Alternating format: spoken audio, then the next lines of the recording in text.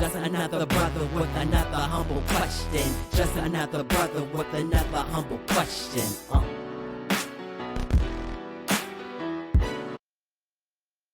Welcome to another episode of A Brother with Questions. I am your host, B. Period. Man, before we get going here, let me ask you to like and subscribe to the channel. Make sure you hit that little like button. You know what I'm saying? And then share and comment, man. Share with the people what you're listening to. Comment. Tell me what you think of the video. And let's go, man. Man, we diving in, man. If you paid attention to, political things in the last few days, I am sure you have heard about what's going on with Mr. Byron Donalds, the Florida Congressman. So I'm going to start. We're going to go through a couple of different sets of videos here. But the first one we're going to start with is the clip that I guess we could say went viral and started this whole conversation. So here we go. I grew up with my mom. My dad and my mom, things didn't work out. As an adult, I look at my father and I say, bro, I don't know what happened, but you my father and I love you. Wow. I don't know what happened. I wasn't there. Wow. But I'm going to tell you this. Growing up, the one thing I knew I wanted to do, and this is not about my father, this is about what I wanted to do, is I wanted to be a father to myself. Wow. And so one of the things that's actually happening in our culture, which you're now starting to see in our politics, is the reinvigoration of Black families with younger Black men and Black women. And that is also helping to breed the revival of a Black middle class in America. You see, during Jim Crow, the Black family was together. That's right. During Jim Crow, more Black people were not just conservative, because Black people always have been conservative minded, but more Black people voted conservatively. And then HEW, Lyndon Johnson, and then you go down that road, and now we are where we are. What's happened in America the last 10 years, and I say it because it's my contemporaries, it's Wesley's contemporaries, you're starting to see more Black people be married in homes, raising kids. It's when you home with your wife raising your kids, and then you look at the world, you're saying, now wait a minute, time out. This does not look right. How can I get something to my kids? It goes back to the conversation of generational wealth. Not just having a job, generational wealth. I'm looking at my kids. How can my kids be on my shoulders when they take off in life? That's what's happening. Okay. So that video right there sparked it all. And so what people have taken issue with is the use or the reference of Jim Crow. And so one of the first people to speak on this was Representative Hakeem Jeffries.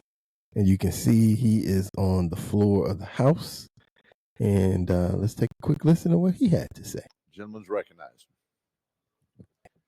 Mr. Speaker, it has come to my attention that a so-called leader has made the factually inaccurate statement that Black folks were better off during Jim Crow.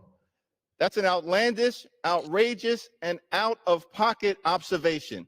We were not better off when a young boy named Emmett Till could be brutally murdered without consequence because of Jim Crow. We were not better off when Black women could be sexually assaulted without consequence because of Jim Crow. We were not better off when people could be systematically lynched without consequence because of Jim Crow. We were not better off when children could be denied a high-quality education without consequence because of Jim Crow. We were not better off when people could be denied the right to vote without consequence because of Jim Crow. How dare you make such an ignorant observation?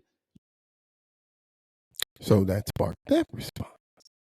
And now before I go, because he went and he's done a bunch of shows over the last few days to talk about his comments. Before I do that, I just want to make one quick point. Because as you can see, Hakeem Jeffries and a lot of other people took his reference to Jim Crow, and rather than speak to what he said, they spoke to a lot of issues that have a lot of issues related to black people during Jim Crow. But no one addressed what he said. And so just for context, I want to just play one more time what he said as it relates to Jim Crow. I don't know what happened. I wasn't there. Wow.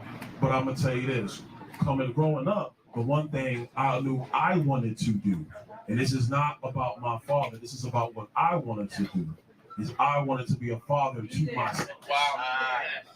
And so one of the things that's actually happening in our culture, which you're now starting to see in our politics, is the reinvigoration of black families with younger black men and black women.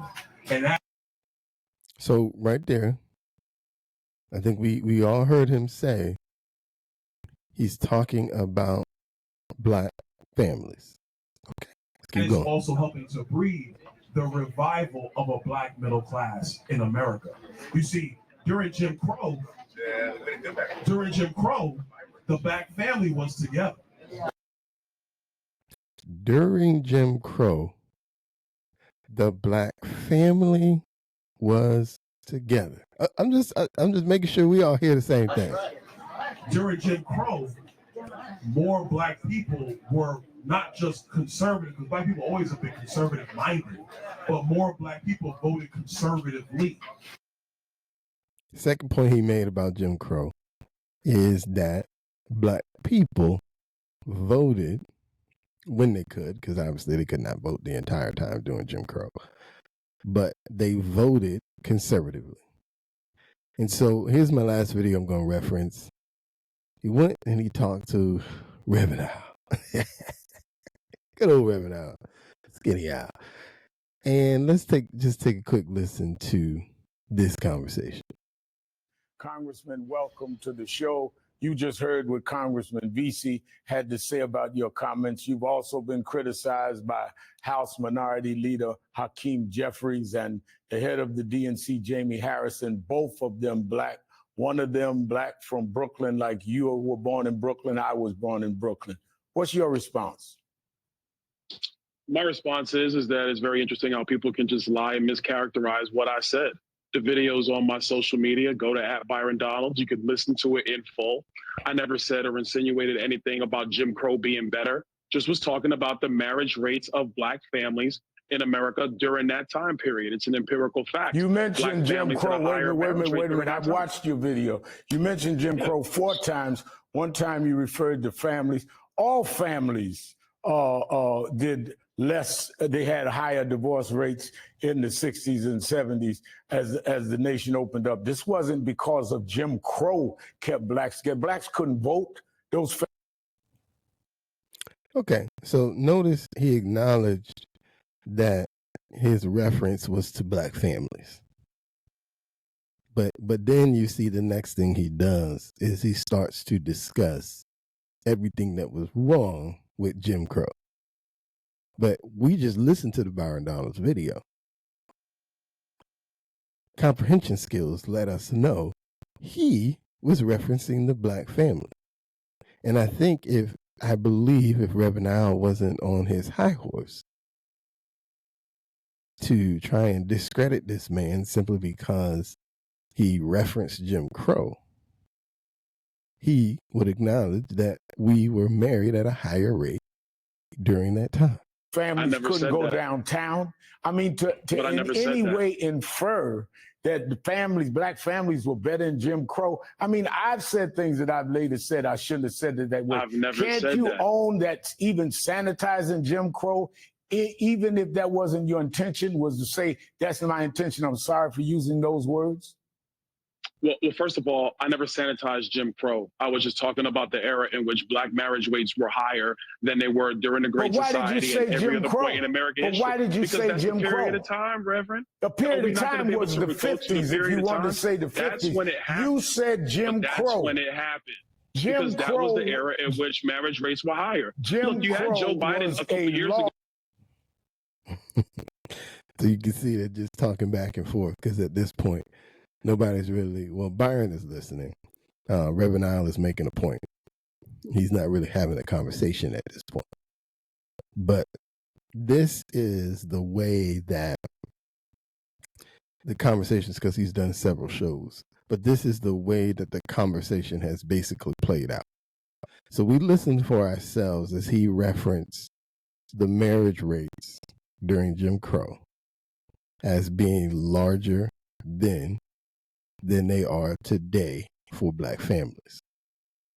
And now we're listening to Reverend Al, we listen to Hakeem Jeffries take marriage rates being higher during Jim Crow to equate Byron Donalds saying that black families were better off during Jim Crow, which are two different things, which is sad because we already know that we have a comprehension issue in this country. Most 3rd and 8th graders are not reading at the level that they should. And so here you have adults who, by no means am I insinuating that they can't read and write, but I am insinuating that apparently there's a problem with their comprehension skills. Because if you just follow the letter of the conversation, it's clear he was talking about black marriage rates. At no point during the video did you ever hear him say the black family as a whole was better off during Jim Crow. Never did you hear him say black people were better off during the Jim Crow era. He simply referred to marriage rates. I'm gonna play a little bit more of this, and then I'm gonna talking make about Jim Crow 2.0, talking about Georgia's law, and he lied. He lied then. So are we not allowed to talk about that era, or only are we allowed to talk about it when we do want to recall all the history of Jim Crow and all the tragedies that occurred during Jim Crow? If we're going to choose talk which one we're going to about do. the era, Congressman, and you name a race-based law, then you cannot take race out of the fact Jim Crow was a law against black people. You weren't just talking about the era of Dwight Eisenhower and Harry Truman. You named Jim Crow. There's only one way you could deal with Jim Crow, and that's by race. I mean, look, you and I had mutual friends. People say you're a straight shooter. We may disagree on politics. I'm giving you the benefit of the doubt. But look, you were born in Brooklyn. You went down into the South, went to Florida State. You have an interracial marriage. You're the congressman of a district that's not a black district. I mean, how can you even live with yourself acting like Jim Crow was a good era or better era for blacks? What happened to you? Okay, that's real cute. That's real cute. I did not say that. And I'm not going to sit here and have to insinuate that against you. Because right now you're lying about what I said. I did say Jim Crow. I did reference it 3 times. That's not to say that it was better. I never said that. Those words never came out of my mouth. When are you going to get that through your skull and everybody else's skull? I never said that. And the difference between me and a lot of other Republicans, I'm not going to sit here. You said it was better for us. I'm not going to let you under Jim Crow to bring families together. Did you say that? Hakeem Jeffries was lying. The Biden campaign. Okay. So it just goes back and forth like this. Like I said, this is how most of these conversations have gone. And so, again, everybody's misconstrued what he said. And I'm going to play it one more time, just for context. That's all. Context. Because I got ears just like they got ears. Configuration of black families with younger black men and black women. And that is also helping to breed the revival of a black middle class in America. You see, during Jim Crow, the black family was together. That's right. During Jim Crow. There it is. During Jim Crow, the black family was together. That's what he said. He didn't say the lives of black people were better. He didn't say that there was no malice, hate racism during that time. He simply said the black family was together. And so let's look at the numbers. I pulled up some stats just to kind of look at some quick numbers. Now, it's hard to get solid stats on the 1920s in that time frame, but generally speaking, marriage rates were higher during that particular time frame. Before in the 1920s, say it starts in the late 1800s into the early 20th century. So 1920s, 1890, in that era, marriage rates were higher, not just for black people, but for the country as a whole. Marriage rates were higher. Some statistics say upwards of 80%, or in that range, higher. Then as we got into the 60s, we saw even at that time, marriage rates were in the 60s, 61% in 1960 on average, 60s. And so when you look at the time frame of family, for the family, because we're only talking about black families, the black family was a unit better off because it was a unit, two parents and some kids all living together under one roof, was better off in those time frames.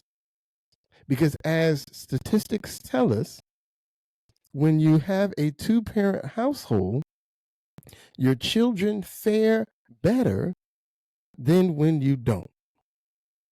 The reading scores are higher, the math scores are higher, the success on average is higher because you're being raised in a two-parent household. Now, Byron Donalds was wrong about one thing he said, because he suggested that younger black people are getting married at a higher rate today. Now, the statistics don't support him on that, only because the average black person that gets the average black marriages today is in the 30s, right around 32, 35%. So as you can see, we're less than half of being married at this point, just compared to 1960. Now, the highest rates are in the Asian community. Their averages are upwards of 55 to 60%. And so when we're talking about family, because I want to stress, his conversation is about family. The statistics say two-parent households fare better than single-parent households on average. And so when you think about the idea that the Asian community is 60% married, almost 60% married, high 50s, you think about the success of the average Asian American in terms of education, reading, math. Hello? Who's at the top on average? It's in the Asian community. On average, they are in the top. They may not be the first student, but I guarantee you there's a few of them in the top 10. Top 20. Where are blacks in that range? And so I'm going to agree with you, because I know some people are truly bothered by his reference to Jim Crow. And I'm going to agree with you. And I'm going to say that as a black Republican who is being touted as being on a list to become potentially Donald Trump's vice president, number one, you got to know the target is on your back, which I know he does. I'm pretty sure he knows the target is on his back. And you got to know every time you speak, they're looking to puncture holes in every single thing you say, because it's their job to discredit you as, one, you're a Republican, and then number two, as a black man. Because the last thing anyone wants to see is a black Republican who gets respected by black people who actually might convince a black person that the Republicans ain't all racist. And I know I shouldn't have said aren't all racist for those that got bothered by that. And so they're going to dig, they're going to dive, they're going to twist, they're going to turn everything you say to discredit you, because they can't have you looking competent, because that would go against the agenda. The agenda that as a black man, you're only a token. As a black man, they don't really respect you. They only want to prop you up so that they can eventually tear you down once they get what they want out of you. That's the agenda that they say Republicans have for you. So that's the agenda they're going to stress. And so I would prefer that he doesn't use the reference, because it doesn't matter how many times he explains it. The machine is going to run and run and run and run and run. And in the black community, the machine is going to be louder than his voice.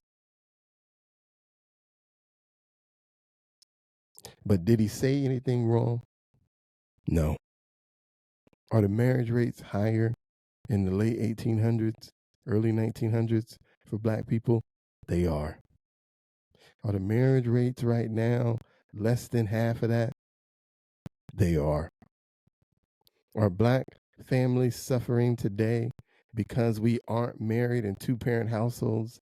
And while, in my opinion, that's probably having a bigger economic effect on us overall, because in this economy today, a two-parent household is necessary.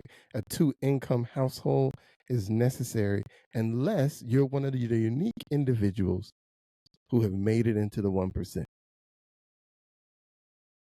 And that's less than 300,000 of us. The rest of us would be better off married in a two-income household. So Byron Donalds didn't lie. But Byron Donalds did make a mistake, because he told the truth using the wrong reference. We got to be slick with this. Slick in the sense that we got to get the point across where they can't poke a hole in it, where they can't run it against us. Because the truth is the truth. You want to fix the black community? We got to solve the marriage problem. Because once we get together and we can operate at a higher level in two-parent households without having 18 kids all spread around the country, when we raising families, two parents, however many kids you decide to have, we're going to be better off. Because you know what most two-parent households do? They move out of neighborhoods where the police presence is high and move into neighborhoods where the police presence is low, and their children are able to thrive because they're not dealing with the stress of the neighborhood anymore. They're just focused on what can make them successful. And on that note, I'm B. Period, and I'm out.